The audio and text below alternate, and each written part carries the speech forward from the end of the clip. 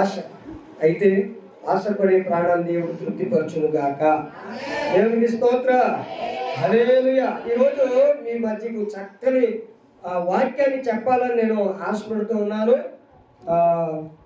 ఒక వ్యక్తి గురించి, ఒక వ్యక్తి జీవితంలో జరిగినటువంటి యథార్థమైనటువంటి విషయాలు, అద్భుతకరమైనటువంటి విషయాలు, ఆ యొక్క జీవితంలో, ఆ వ్యక్తి జీవితంలో దేవుడు జరిగించిన అద్భుత కార్యములను గురించి నేను మీతో చెప్పాలని ఆశపడుతున్నాను. ఆశపడే ముందు, చెప్పాలని ముందు ఇంకొక విషయాన్ని జ్ఞాపకం చేస్తున్నాను. ఏంటి అంటే, కుటుంబంగా వచ్చిన వారు ఎంతమంది ఉన్నారు ఇక్కడ? కుటుంబంగా వచ్చిన వారు దేవుని మందిరంలోకి మేము బట్టి కుటుంబంగానే ఉన్నాం. ఎందుకు చెప్పనా? తెల్లారగట్లే లేచిపోయి అన్నీ సర్దేసుకొని 9:00 పిల్లల్ని రెడీ చేసి ఇక్కడ దింపి, మరలా వెళ్ళి చెల్లిని తీసుకొచ్చి సండే స్కూల్కి ఇక్కడ దింపి, మళ్ళీ వెళ్ళి మా ఫ్యామిలీని తీసుకొచ్చి ఇక్కడ దింపి మిగతా చర్చిలకి వెళ్తాను నేను. ప్రతి వారం మాకు పండగ ఆదివారం వస్తే. దేవునికి స్తోత్ర. అందుకని ఆదివారం ఏ పని నేను పెట్టుకోను. ఆదివారం ఏ పని పెట్టుకోను, ఒకటే పని. అది ఏ పని? దేవుని పని. దేవునికి స్తోత్ర. ఇప్పుడు ఇక్కడికి కుటుంబంగా వచ్చిన వారు ఎంతమంది ఉన్నారు? చేతులు ఎత్తండి. కుటుంబంగా వచ్చారా? ఎలిజబెత్ గారు ఎత్తారు. ఎందుకంటే ఇద్దరు భార్య భర్తలే కాబట్టి తప్పమని వచ్చి కూర్చొని బాగా 2 చేతులు ఎత్తేస్తున్నారు ఏకంగా. కుటుంబంగా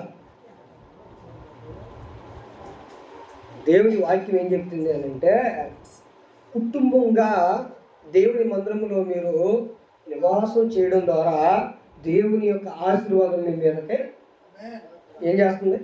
మీ మీదకే వస్తుంది. అక్కేదమ్మా, అక్క. దేవునికి స్తోత్ర. హల్లెలూయా.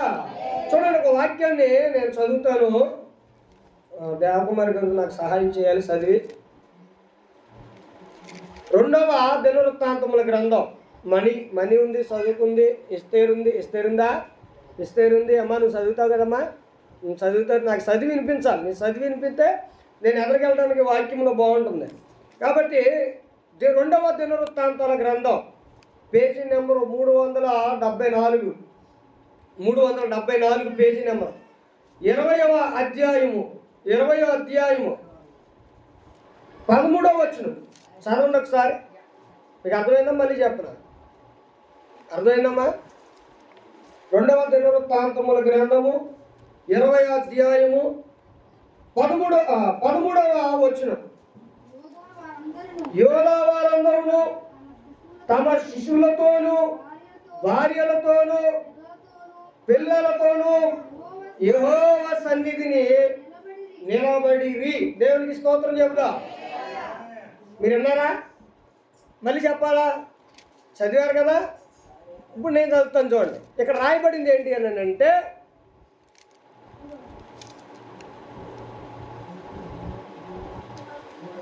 యూదా వారందరూ తమ శిశువులతోనూ భార్యలతోనూ పిల్లలతోనూ యెహోవా సన్నిధిని నిలవబడిరి. ఇప్పుడు మీరు చెప్పండి, నాతో పాటు చెప్పండి. యూదా వారందరూ శిశువులతోనూ భార్యలతోనూ పిల్లలతోనూ యెహోవా సన్నిధిని నిలవబడిరి. దేవునికి స్తోత్ర. ఇప్పుడు పిల్లలు, యోధా వారు అందరూ శిశువులు అంటే తెలుసుగా. ఇప్పుడు ఎవరు శిశువులు అంటారు? రేపుగా ఆ బిడ్డను చూసారా? ఆ బిడ్డను ఏమంటారు? శిశువు అంటారు. ఎన్ని నెలలు వచ్చినాయి? 6 నెలలు వచ్చినాయి. కాబట్టి ఈ సంవత్సరం వచ్చేదాకా కూడా శిశువే. దేవునికి స్తోత్ర. ఇప్పుడు శిశువులతోనూ ఎవరంట? భార్యలతోనూ పిల్లలతోనూ ఎక్కడ నిలబడ్డారమ్మా? చెప్పాలి. ఎక్కడ నిలబడ్డారు?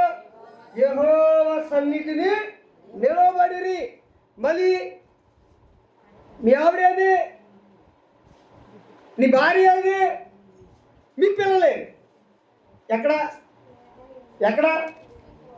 యెహోవా సన్నిధిలో. దేవునికి స్తోత్ర.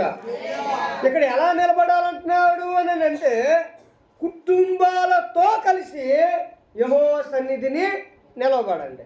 అంత మాత్రమే కాదు, యూదా వారు అందరూ అందరూ అందరూ దేవునికి స్తోత్ర, అందరూ ఒకరు కాదు అందరూ. అక్కడ అలాగే ఉంది కదండి అమ్మా, అలాగే ఉందా? యూదా వారు అందరూ తమ శిశువులతోను భార్యలతోను పిల్లలతోను యెహోవా సన్నిధిని నిలబడ్డారు. ఈ నిలబడ్డానికి గల కారణం ఏంటి? ఏం జరిగింది అక్కడ? యెహోవా సన్నిధిని వాళ్ళు ఎందుకు నిలబడ్డారు అని అంటే వారి మీదకి గొప్ప ఆపద వచ్చింది. ఏమొచ్చింది? ఆపద, ఒక శ్రమ, ఓ ఇబ్బంది, ఓ ప్రాణాపాయ స్థితి, ఓ భయంకరమైనటువంటి భయ ఆందోళన కలిగించేటువంటి పరిస్థితి వారి మీదకి వచ్చింది. ఇప్పుడు నేనేం చెప్తున్నానంటే నీ మీదకి వచ్చే ఏ ఆపద అయినప్పటికీ కూడా నీ ప్రార్థన వల్ల ఆపద పోదు, నీ బలం వల్ల ఆపద పోదు. మరి ఎలా పోద్ది అని అంటే అందరూ కలిసి ప్రార్థన చేస్తే దేవుడు ఆలకిస్తాడు. దేవునికి స్తోత్ర. నీ భార్య రాకుండా నువ్వు ప్రార్థనకు వచ్చి ప్రార్థన చేస్తే దేవుడు ఆలకిస్తాడా? నీ భర్త రాకుండా నువ్వు వచ్చి ప్రార్థన చేస్తే దేవుడు ఆలకిస్తాడా? తల్లిదండ్రులు రాకుండా పిల్లలు వచ్చి ప్రార్థన చేస్తే దేవుడు ఆలకిస్తాడా? అంటే ఆలకించను. ఇది నేను చెప్తున్న మాట. రెండో మాట ఏంటి అంటే కుటుంబంతో కలిసి ఎక్కడ ఉండాలి? దేవుని సన్నిధిలో ఉండాలి. మూడు యూదా వారు అందరూ అనగా అందరూ కలిసి. ఎలాగా? అందరూ కలిసి. ఇప్పుడు ఎవరి కుటుంబం వాళ్ళగా వచ్చి ఇక్కడ మనం ప్రార్థన చేసుకుంటున్నాం. ఇప్పుడు అందరూ ఇక్కడ కలిసామా కలసలేదా? కలవలేదా? ఇప్పుడు కలిసిన మనమందరము మన మీదకి వచ్చే ఆపదను, మన మీదకి వచ్చే శ్రమను కూర్చి మనం ఏం చేయాలి? ఎగ్జాంపుల్గా మీకు ఒక మాట చెప్తానండి. కరోనా వచ్చింది కదా. కరోనా వచ్చినప్పుడు అందరం కలిసి కరోనా పోవాలని ప్రార్థన చేశారా చేయలేదా? చర్చలు చేశారు చేయలేదా? ఇప్పుడు అందరూ ప్రార్థన దేవుడు ఆలకిస్తాడా? ఒకరి ప్రార్థన దేవుడు ఆలకిస్తాడా? అంటే అందరూ కలిసి ప్రార్థన చేయడం ద్వారా ఆ ప్రార్థనకు ఒక పట్టు అనేది దొరికింది. ఇప్పుడు ఒక తాడు సింగల్గా ఉంటే తెగిపోద్ది. అదే 2-3 పేటలు వేస్తే తెగిద్దా? గట్టిగా కొడతాయి. దేవునికి స్తోత్రం. కాబట్టి ఈరోజు నేను చెప్పే మాట ఏంటి అని అంటే యూదా వారు అందరూ పిల్లలతో శిశువులతో భార్యలతో యెహోవా సన్నిధిని నిలబడ్డారు. ఎందుకు నిలబడ్డారు ఇప్పుడు మనం చూద్దాం. 20వ అధ్యాయం మొదటి నుండి మనం చూస్తే 20వ అధ్యాయం మొదటి నుండి మనం చూద్దాం. తీయండి ఒకసారి చదవండి. 20వ అధ్యాయం నుంచి 20వ అధ్యాయం. ఈ జాగ్రత్తగా వినాలి, దేవుని వాక్యం జాగ్రత్తగా వినాలి. మొదటి నుంచి చదువుతున్నారా? ఇది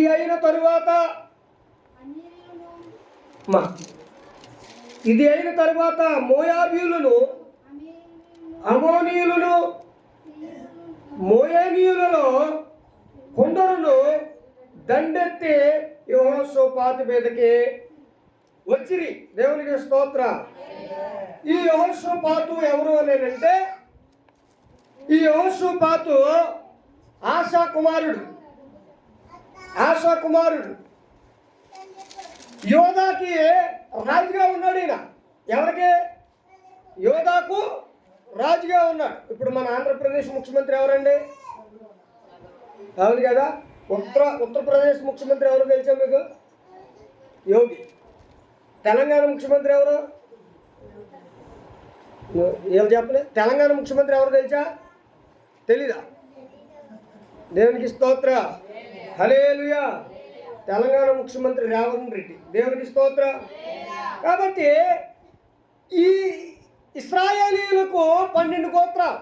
ఈ 12 గోత్రాల్లో విడిపోయారు. ఎప్పుడు విడిపోయారంటే దావీదు 12 గోత్రాలను పరిపాలించాడు, సొలొమోను 12 గోత్రాలను పరిపాలించాడు. కానీ రెహబాము కాలానికి వచ్చేపట్లే, సొలొమోను కుమారుడైన రెహబాము కాలానికి వచ్చేపట్లే దాంట్లో కొద్దిమంది విడిపోయారు. యోధా గోత్రముగా ఒక గోత్రం ఏర్పడింది. ఈ గోత్రంలో నుండి యేసుక్రీస్తు ప్రభువారు ఈ భూలోకానికి వచ్చారు. ఏ గోత్రం నుండి? వింటున్నారా? వింటున్నారా? మీ మైండ్, మీ కళ్ళు, మీ మొత్తానికి కానీ ఎక్కడ ఉండాలి? నీ ఆధీనంలో ఉండకూడదు, దేవుని ఆధీనంలో ఉండాలి. దేవుడికి స్తోత్రం. ఎందుకు ఈ 12 గోత్రాల నుంచి ఒక్కరు గోత్రాలు విడిపోయినప్పుడు ఈ యొక్క యోధా గోత్రానికి యెహోషాపాతు రాజుగా ఉన్నాడు. ఈ యెహోషాపాతు ఎవరు అని అంటే ఆసా కుమారుడు. ఈ యెహోషాపాతు రాజుగా ఉన్నప్పుడు చూడండి, అతని మీద గంట ఓ రోజున 3 రాజులు దండెత్తి వచ్చారు. ఎంతమంది? 3 రాజులు. ఈ 3 రాజులు కూడా యోధా రాజు అయినటువంటి యెహోషాపాతు మీద పడడానికి, యోధా ప్రజలందరినీ కూడా నాశనం చేయడానికి ఈ 3 కూడా దండెత్తి వచ్చినప్పుడు అక్కడ సమాచారం తెలియబడింది. ఏమని తెలియబడింది అని అంటే యెహోషాపాతుకు చూడండి, కొందరు దండెత్తి యెహోషాపాతు మీదకి వచ్చి, అంతలో కొందరు వచ్చి సముద్రపు అవల నుండి సిరియన్ తట్టు నుండి గొప్ప సైన్యం ఒకటి మీ మీదకి వచ్చుచున్నది, సిద్ధగించుము. వారు అసోసున్నే తమర్ అను ఎంగేదులో వారిని యెహోషాపాతులకు తెలియజేసిరి. దేవునికి స్తోత్ర. అయ్యా రాజా యెహోషాపాతు, ఇదిగో నిన్ను చంపడానికి, మీ రాజ్యాన్ని కోల్చడానికి, మీ ప్రజలను నాశనం చేయడానికి 3 రాజులు దండెత్తి మీ మీదకి రాబోతున్నారు. వారు వచ్చి పలానా చోట్ల ఉన్నారు, వాళ్ళు రాబోతున్నారు అని సమాచారాన్ని ఇవ్వగా, దేవునికి స్తోత్రం. ఆ పరిస్థితులు ఎలా ఉంటాయి ఒకసారి ఆలోచించండి. మిమ్మల్ని నాశనం చేయడానికి చిన్న బిడ్డలతో సహా వాడు ఏం చేస్తారు? వస్తే సర్వనాశనం చేసి వారిని చంపేస్తారు. దేవునికి స్తోత్రం. వారు నీ మీదకి రాబోతున్నారు రాజా అని చెప్పినప్పుడు అదే పరిస్థితి, ఒకవేళ ఒక ఆపద నీ మీదకి రాబోతుందని చెప్పినప్పుడు నీకు ఎంత భయం కలుగుద్ది? ఎంత భయం కలుగుద్ది అండి? ఎంత ఆందోళన వచ్చేస్తే, కంగారు వచ్చేస్తే, కాళ్ళు చేతులు ఆడో, అయ్యో ఇటువంటి భయంకరమైన పరిస్థితులు ఉన్నాయని చూసినప్పుడు అక్కడ చూడండి, రాజు కూడా భయపడ్డాడంట. ఏం చేశాడు? రాజు కూడా భయపడ్డాడు. మరి ఈ రాజు ఎటువంటి వాడు అని అంటే యెహోవా యందు భయభక్తులు కలిగినటువంటి రాజు యెహోషాపాతు రాజు. దేవునికి స్తోత్ర. యెహోవా యందు భయభక్తులు కలిగిన వాడు మాత్రమే కాదు, ఆయన దగ్గర ఉన్నటువంటి ప్రజలను కూడా దేవుని వైపు నడిపించిన రాజు అంటే ఈ రాజు. అటువంటి రాజు కూడా ఏం జరిగింది? భయం వేసింది. చూడండి 20 కింద నుంచి అధ్యాయం కింద చూద్దాం. అందుకు యెహోషాపాతు భయపడి ఏం పడ్డాడు? భయపడి భయపడి. దేవునికి స్తోత్ర. భయాల్లో కూడా రకాలు ఉన్నాయి. చూడండి, కొద్దిమంది అనారోగ్యం గురించి భయపడతారు. నేను ఏమైపోతానో, నేను చచ్చిపోతానేమో, నేను బ్రతకనేమో అని. మీకు ఒక ఆయన గురించి చెప్తాను చూడండి. ఒక ఆయనకి కడుపులో తేడా వచ్చి ఆపరేషన్ చేయడానికి హాస్పిటల్కి తీసుకెళ్ళారంట. ఈయనకి ఆపరేషన్ అంటే చాలా భయం. ఏంటి? మీకు ఇష్టమైన ఆపరేషన్ చేయించుకోవడం భయమే కదా? దేవునికి స్తోత్ర. ఆపరేషన్ అంటే చాలా భయం. ఈయన ఆపరేషన్ చేయడానికి హాస్పిటల్కి తీసుకెళ్ళినప్పుడు అక్కడ చాలా భయపడిపోయి, అది బాబు నేను హాస్పిటల్ ఆపరేషన్ చేయించుకోలేను, ఆపరేషన్ అంటే భయం నాకు అని అంటే ఏదో రకం మందు ఇచ్చి ఆయనకి ఆపరేషన్ చేశారు. ఆపరేషన్ చేసిన తర్వాత కళ్ళు తెరిచి ఏమైంది ఆయన ఇంకా ఆపరేషన్ చేయలేదని అడుగుతున్నాడు అన్న. లేదు బాబు, నీకు ఎప్పుడో ఆపరేషన్ అయిపోయింది అన్నారండి. ఏమైపోయింది? నీకు ఎప్పుడో ఆపరేషన్ అయిపోయింది అని చెప్పి, అయిపోయి ఎంత సింపుల్ ఆపరేషన్ అంటే, నేను ఇంకా చాలా కష్టం అనుకున్నాను, చాలా సింపుల్గా నాకు ఆపరేషన్ జరిగింది అని చాలా సంతోషించారంట. ఈలోపు పక్కన ఉన్నటువంటి బెడ్ మీద ఉన్న ఆయన కూడా ఆపరేషన్ చేశారంట. ఈ పక్క మీద ఉన్న బెడ్ మీద ఉన్నటువంటి ఆయన కూడా ఆపరేషన్ చేశారంట. వీళ్ళిద్దరికి ఆపరేషన్ జరిగింది. వాళ్ళకు 2 సార్లు జరిగింది ఆపరేషన్. ఎన్నిసార్లు? మొదటిసారి ఏమో వాళ్ళకున్న రోగం నుండి ఒక ఆపరేషన్ జరిగింది. ఈ పక్కన ఉన్న ఆయన్ని అడిగాడంట ఒక ఆయన, అయ్యా ఆపరేషన్, నీకు ఆపరేషన్ అంటే, నాకు 1 కాదు 2 ఆపరేషన్ చేశారన్నారంట.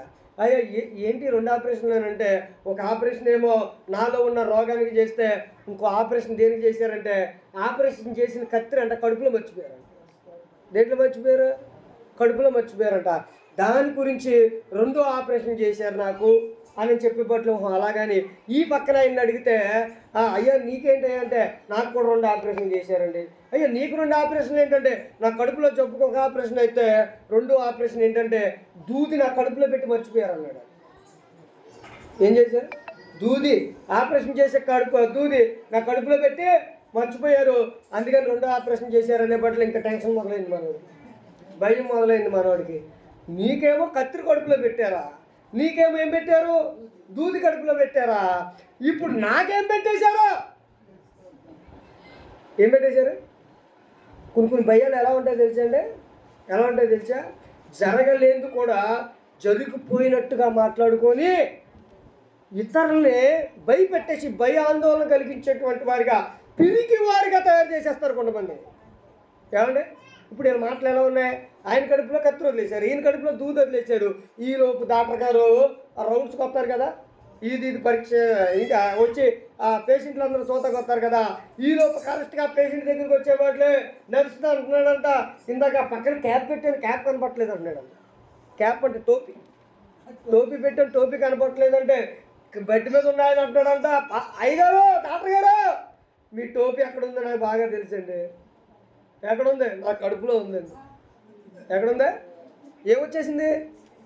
అనుమానం ఏం చేసింది? ఆ భయం ఏం కలిగించింది?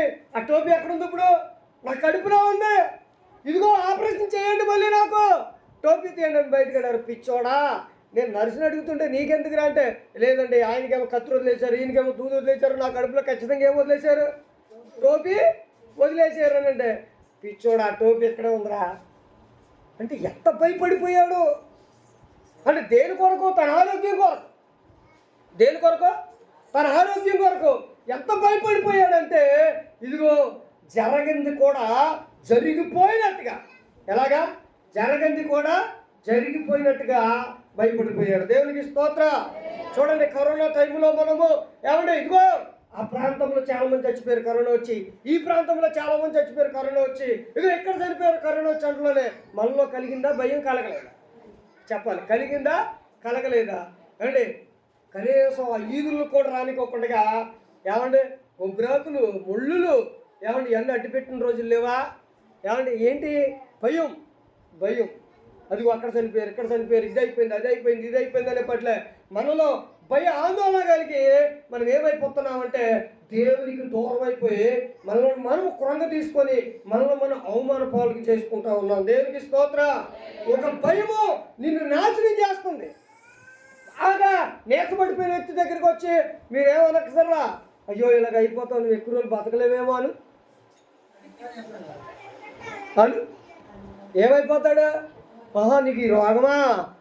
చాలామంది ఈ రోగం వల్ల చచ్చిపోయారు అంటే చాలు, వాడు అన్నం తిండో, నీళ్ళు తాగడో, ఎక్కడికి వెళ్ళడో, మాట్లాడో, ఇంక అదే అనుమానం పెట్టుకొని అదే భయం పెట్టుకొని భయం వల్ల చచ్చిపోతాడు. ఏమంటే నేనే మాట ఏంటి అంటే, చెప్పుడు మాటలు విని మనం భయపడడం అనేది తప్పు. దేవునికి స్తోత్రం. హల్లెలూయా. అలాగే పేతురు కూడా భయపడిపోయాడు. దేని కొరకు భయపడ్డాడు? తన ప్రాణం కొరకు భయపడిపోయాడు. ఎందుకు భయపడ్డాడు అంటే, ప్రభువు చెప్పారు, కోడి కూయకు ముందే నువ్వు ముమ్మారు నేను ఎరుగునని నువ్వేం చేస్తావు? అబద్ధం ఆడతావు అని అంటే, అయ్యా నేను అబద్ధం ఆడినే అన్నాడు. ఒక దుఃఖం సలిమంటి కాసుకుంటున్నారు. వెళ్ళాడు, నువ్వు యేసు ప్రభువు శిష్యుడివే కదా అన్నాడు ఒక ఆయన. ఇంకొక ఆమె వచ్చి, నువ్వు యేసు ప్రభువు శిష్యుడివే, నేను నిన్ను చూశాను అన్నాడు. కాదన్నాడు. అక్కడికి వెళ్ళాడు, కాదన్నాడు. ఏమండి కోడి కూసింది, ఏమైపోయాడు? సంతాపము నొందాడు. అంతకుముందు ఏం చేయబడ్డాడు? భయపడ్డాడు. ఒకవేళ నేను యేసుప్రభువు శిష్యుడు అని చెబితే వీళ్ళని తీసుకెళ్ళి యేసుప్రభువు కొట్టినట్టుగా నన్ను కొడతారు, యేసుప్రభువుని చంపడానికి ప్రయత్నిస్తూ ఉన్నట్టుగా నన్ను కూడా ఏం చేస్తారు? చంపేస్తారని ప్రాణం గూర్చి ఏం చేయబడ్డాడు? భయపడ్డాడు. దేవునికి స్తోత్రం. హల్లెలూయా. చూడండి, సామెతల గ్రంథములో 1వ అధ్యాయం 33వ వచనంలో మనం చూసినట్లయితే అక్కడ భక్తుడు తెలియపరుస్తున్న మాట ఏంటి అని అంటే, సామెతల గ్రంథం 1వ అధ్యాయం 33వ వచనం, నా ఉపదేశమును అంగీకరించువాడు సురక్షితముగా నివసించును. వాడు కీడు వచ్చినప్పుడు భయము లేక నెమ్మదిగా నుండును. దేవునికి స్తోత్రం చెబుదా. ఎలా ఉంటాడంట? ఏమండి, దీనికి దానికి, వారు చెప్పిన దానికి, వీడు చెప్పిన దానికి ఏమండి భయపడక దేవుని వాక్యానుసారంగా నడుచువాడు ఏ కీడు రాకుండా, వాడు భయము చెందకుండా ఎలా ఉంటాడంట?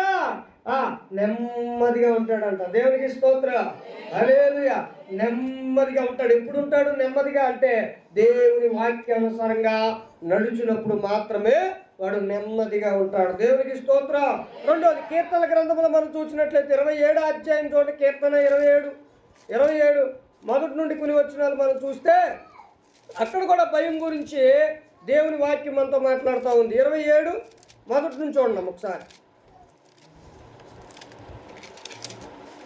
యెహోవా నాకు వెలుగును రక్షణ ఉన్నాడు, నేనెవరికి భయము పడను. దేవునికి స్తోత్రం చేద్దాం. హల్లెలూయా. ఈ రోజున మనలో నుండి మన భయాలను ఏం చేసుకోవాలి? మనం తొలగించుకోవాలి. ఇంకా భయపడుతున్నావా? నువ్వు భయపడితే నువ్వు పిరికాత్మను కలిగి ఉన్నావు. ఇంకా భయపడుతున్నావా? నువ్వు భయపడితే దేవుడిని నువ్వు నమ్ముకోనట్లుగానే ఆయన అంటూ ఉన్నాడు, నా ఉపదేశమును అంగీకరించేవాడు కీడు చెందక, కీడుకు భయపడక నెమ్మదిగా ఉంటాడని చెప్తూ రెండవ వాక్యం ద్వారా ఇక్కడ మాట్లాడుతున్నాడు. ఏంటి అంటే, యెహోవా నాకు వెలుగును రక్షణ ఉన్నాడు, నేను ఎవ్వరికి భయపడను. ఎవరున్నాడు నాకు తోడుగా? ఎవరున్నారు నాకు తోడుగా? మీకున్నాడా లేదా? మీకున్నాడా లేదా? మీరు భయపడుతున్నారు. ఇంకా నేను భయపడుతున్నానండి చిన్న చిన్న సమస్యలకి, అప్పులకి భయపడుతున్నాను. ఏమండి, ఇంట్లో వచ్చే రోగాలకు భయపడుతున్నాను. అదిగో వాళ్ళు ఎలా చెబుతున్నారు, వీళ్ళు ఎలా చెబుతున్నారు, నేను భయపడుతున్నాను అని నీ యొక్క జీవితాన్ని నువ్వే ఏం చేసుకుంటున్నావు అని అంటే నాశనం చేసుకుంటున్నావు. దేవునికి స్తోత్రం. దేనివల్ల అంటే భయపడుతూ. నువ్వు నిజంగా దేవుణ్ణి సొంత రక్షకునిగా అంగీకరిస్తే, నువ్వు ఆయనను నమ్ముకొని నువ్వు ఉంటే నువ్వు దేనికి భయపడాల్సిన అవసరం ఏమీ లేదని యెహోవా సెలవిచ్చుచున్నాడు. కింద చూడండి, యెహోవా నా ప్రాణదుర్గము, ఎవరికి వెరుతును? నా శరీర మాంసము తినుటకై దుష్టులు నా మీదకు వచ్చినప్పుడు, నన్ను బాధించు శత్రువులు నా మీదకు వచ్చినప్పుడు, వారు త్రొట్టెల్లి కూలిరి, నాతో యుద్ధము చేయుటకు దండి దిగినను, నా హృదయము భయపడదు. దేవునికి స్తోత్రం. అక్కడ దావీదు భక్తుడు అంటా ఉన్నాడు ఏంటి అని అంటే, నా మాంసము తినుటకే దుష్టులు నా మీదకు వచ్చినప్పుడు, నన్ను బాధించి శత్రువులు నా మీదకు వచ్చినప్పుడు, నాతో యుద్ధము చేయుటకు దండెత్తి దిగినను, ఎంతమంది నా మీదకు వచ్చినను నేను భయపడాల్సిన అవసరం ఏమీ లేదు. ఎందుకంటే యెహోవాయే నాకు వెలుగుగా ఉన్నాడు. దేవునికి స్తోత్రం చెబుదా. యెహోవాయే నాకు వెలుగుగా ఎలా ఉన్నాడంట? నాకు వెలుగుగా ఉన్నాడంట. దేవునికి స్తోత్రం. ఇంకో భయం ఎలా ఉంటుందో తెలుసండి? అనుమానాల ద్వారా. దేని ద్వారా? ఒక భయం ఎలా ఉంది? ఇప్పుడు చెప్పిన మాటలు చూసి ఏమైపోయాడు? భయపడిపోయి తన ప్రాణం ఆపరేషన్ జరిగినా కూడా తన పొట్టలో ఇంకేముందనుకుంటున్నాడు? భయపడిపోయాడు. ఇప్పుడు అనుమానాల ద్వారా వచ్చే భయం ఉంటుంది. భయాల్లో కూడా రకాలైనటువంటి భయం. ఒక ఆయన జోరు వాన వస్తుందంట, విపరీతమైన వర్షం వచ్చేస్తుంటే ఆ పాపం మనం చూడండి, అప్పుడప్పుడు వాన వచ్చినప్పుడు మనకేమీ లేనప్పుడు చూడండి, ఏ రేగు షెడ్యూల్లోనో లేకపోతే ఇంటి వసారులో సొసైటీ వారలు అమ్మిటి నిలబడతాం కదండి. ఆయన పాపం వాన వచ్చేస్తుంటే పరిగెత్తుకుంటే బిల్డింగ్కి చిన్న స్లాబ్ ఉంటే ఇక్కడ ఆ వారం నుంచి ఉన్నాడంట. ఆ సమయంలో కరెంటు పోయింది. ఏం పోయింది? కరెంటు పోయింది. జాగ్రత్తగా కరెంటు పోయింది. కరెంటు పోస్తూ ఉంటే ఆ లోన్ నుంచి మాటలు వినబడుతున్నాయండి. ఏమని వినబడుతున్నాయంటే, మెడ కట్ చేయమంటున్నాడంట ఒక ఆయన చేయి కట్ చేయమంటున్నాడంట. ఈ మాటలు విన్న ఈయన ఏమైపోయాడంటే భయపడిపోయి ఏమండి, అయ్యో బాబు ఏదో జరుగుతుంది ఇక్కడ, ఎవరినో చంపేస్తున్నారు ఇక్కడ అని పరిగెత్తుకుంటే వాళ్ళ పోలీస్ స్టేషన్కి వెళ్ళిపోయారు. ఎక్కడికి? పోలీస్ స్టేషన్కి వెళ్ళిపోయి మీరు రండి పలానా దుక్కులో కావుని చంపేస్తున్నారు, మెడ కత్తిరించమంటున్నారు, చేయి కత్తిరించమంటున్నారు. నాకు చాలా భయం వేస్తుంది, మనం వెళ్ళే పట్ల చంపేస్తారేమో, త్వరగా రండి రండి అని పరిగెత్తుకుంటూ వెళ్ళిపోయి పోలీస్ స్టేషన్కి వెళ్తే వాళ్ళు భయపడిపోయి కారు వేసుకొని ఒక 5-6 పోలీసులు వచ్చేసి తలుపులు బద్దలు కొట్టుకొని లోనికి వెళ్ళిపోయారంట. లోనికి వెళ్ళిపోయి పట్ల ఒక 2 వ్యక్తులు ఉన్నారు అక్కడ. ఆ సమయంలో కరెంటు పోయింది. 2 వ్యక్తులు ఉంటే వెళ్ళగానే ఇలా అన్నారంట, అయ్యో ఏంటి మీరు ఇలా వచ్చారంటే, మీరు చేసే పని మాకు తెలుసులే అంటున్నారంట పోలీసులు. ఎక్కడ దాచిపెట్టారు ఆమెను అంటున్నారంట. ఏం చేశారు ఆమెని? మెడ ఎక్కడ పడేశారు, చెయ్యి ఎక్కడ పడేశారు చెప్పండి, లేదంటే మిమ్మల్ని పోలీస్ స్టేషన్ తీసుకెళ్ళి ఎర్రకొట్టేస్తామని అంటుంటే వాళ్ళు నవ్వి, ఏమండి మేమిద్దరం టైలరము, కరెక్ట్గా రేపు కల్లా ఒక ఆవిడ పెళ్ళి, ఆవిడ జాకెట్ కుట్టమని మాకు ఇచ్చింది, దాన్ని రేపటికల్లా ఏం చేయాలి, మేము కుట్టిచ్చేయాలి. మా గురువుగారేమో మెడ కట్ చేస్తానంటే, మెడ కాదండి నేను చేయి కట్ చేయమంటున్నాను. ఇదండి అంటే ఏమండి ఆశ్చర్యపోయారు వాళ్ళందరూ. దేవునికి స్తోత్రం. ఇంతకీ ఏం కట్ చేసుకుంటున్నారు? అలా జాకెట్ని కట్ చేసుకుంటే ఈ బయట ఎన్న వ్యక్తికి ఏమనిపించింది? మనిషిని చంపేస్తున్నారేమో. ఏం కలిగింది ఇప్పుడు? ఆ భయం వల్ల ఏం కలిగింది? అనుమానం కలిగింది. ఏం కలిగింది? అనుమానం కలిగింది. పేతురు కూడా చక్కగా ఆ సముద్రం మీద యేసుప్రభువు నడుచుకుంటూ వస్తున్నారు. ఆ నడుచుకుంటూ వస్తూ ఉండగా పేతురు కూడా ఆశ కలిగింది. ఏం కలిగింది? ఆశ కలిగింది. ప్రభువా, నిజంగా నువ్వే అయితే నన్ను కూడా నీకులాగా ఏం చేయమంటావు? నీటి మీద నడిపించు అని అంటే సగం దూరం నడిచాడు. సగం దూరం నడచగానే ఏం కలిగింది? అనుమానం వచ్చేసింది, భయం వచ్చేసింది. ఆయన దేవుని కుమారుడు కాబట్టి నీటి మీద నడుపుతున్నాడు, నేను సామాన్య మనిషిని కాబట్టి నడవలేనేమో అని అనుమానం ఆయనలో భయం కలిగినప్పుడు ఏం చేయబోతున్నాడు? మునిగిపోతూ ఉన్నాడు. దేవునికి స్తోత్రం. నిజముగా నా దేవుడు నీకు వెలుగుగా ఉంటే, నిజముగా దేవుని వాక్యమును అంగీకరిస్తే ఎవ్వరికి భయపడాల్సిన అవసరము లేదు. 2 విషయాలు మీతో చెప్పా. 1, ఆయన వాక్యాన్ని అంగీకరించాలి. 2, ఆయనను వెలుగుగా ఉంచుకోవాలి. ఈ 2 విషయాలను ఉంటే భయము చెందాల్సిన అవసరం ఏమీ లేదు. అందుకని మంచి పాట ఉంది, భయము చెందకు భక్తుడా ఈ మాయలోక ఛాయలు చూచినప్పుడు. చెప్పండి కొడదాం, భయము చెందకు భక్తుడా ఈ మాయలోక చూచినప్పుడు. భయము చెందకు నీవు, దిగులు చెందకు నీవు, భయము చెందకు నీవు, దిగులు చెందకు నీవు, జీవమిచ్చు ఏలో ఉన్నాడు. ఓ భక్తుడా, ప్రాణమిచ్చు యేసయ్యున్నాడు, జీవమిచ్చిన ఏవో ఉన్నాడు. ఓ భక్తుడా, ప్రాణమిచ్చిన యేసయ్యున్నాడు. భయం చెందాల్సిన అవసరం ఏమి? ఎవరున్నారు మనకి ఎవరున్నారు చెప్పాలి? ఎవరున్నారు? 2 అనుమానాలు, 2 రకాలైన భయం. 1 చెప్పిన మాటలు వినడం ద్వారా కలిగే భయం. 2 అనుమానం ద్వారా వచ్చే భయం. ఏమంటే 2 మీతో చెప్పా. 1 తన ప్రాణాన్ని కాపాడుకోవడానికి పేతురు అబద్ధం ఆడాడు. యేసుప్రభువు లాగే నన్ను చంపేస్తారేమో అని అన్నాడు లేదా?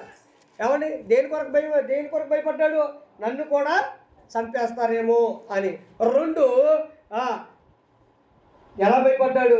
అనుమానము ద్వారా భయపడ్డాడు. దేవునికి స్తోత్రం. కాబట్టి ఎన్ని రకాలు? ఇప్పుడు 2 రకాలు తెలుసుకున్నాం. దేవునికి స్తోత్రం. ఇంకొక రకం ఉంది, తర్వాత చెప్తాను మీకు. ఏమంటే కాబట్టి ఇప్పుడు నువ్వు ఎప్పుడైతే యెహోవాను సొంత రక్షకునిగా అంగీకరించావో భయపడాల్సిన అవసరం లేదని కీర్తన గ్రంథములో దావీదు భక్తుడు చక్కగా తెలియపరుస్తూ అంటా ఉన్నాడు. ఎంతమంది యుద్ధానికి నా మీదకి వచ్చినా, ఎంతమంది నా చుట్టూ ముట్టినా, ఎంతమంది నన్ను చంపడానికి చూసినా కూడా నేను ఎవ్వరికి భయపడాల్సిన అవసరం లేదని ఇక్కడ అంటా ఉన్నాడు. నాతో యుద్ధం చేయుటకు దండెత్తి దిగినను నా హృదయం భయపడదు. నా హృదయం ఏం చేయబడదు?